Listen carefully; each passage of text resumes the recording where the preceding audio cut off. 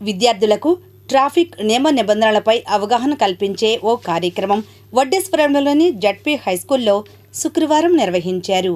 ఓ report. Traffic అవగాహన నియమాలు పాటించడానికి సమాజంలో అందరూ క్రమశిక్షణతో ఉండాలని కోరుతూ ర్యాలీ నిర్వహించారు. ఈ సందర్భంగా నిర్వాహకులు స్పందిస్తూ ట్రాఫిక్ రూల్స్ పాటించుటకు పౌరులు సిద్ధంగా ఉండాలని, ట్రాఫిక్ రూల్స్ పాటిస్తే పౌరులు తమ యొక్క విలువైన ప్రాణాలను కాపాడుకుంటారని, మద్యం తాగి వాహనాలు నడపకూడదని, వాహనాలు నడిపేటప్పుడు traffic lights symbols green, red, yellow symbols పాటించాలని అన్నారు. విద్యార్థులు అవగాహనతో మెలగాలని కోరారు.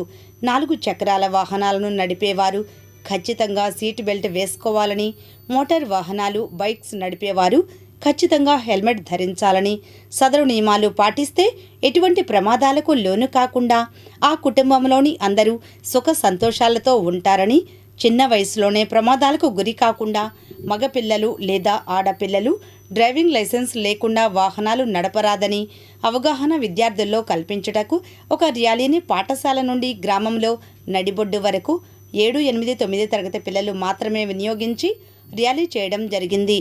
దీనికి సహకరించిన సోషల్ ఉపాధ్యాయులు శ్రీమతి మేకల రమాదేవి, శ్రీమతి సుజాతకు, ఆనంద వెంకటేశ్వరరావులకు సహకరించిన వారందరికీ హెచ్ఎం కాకుమాను జోజప్ప కృతజ్ఞతలు తెలిపారు.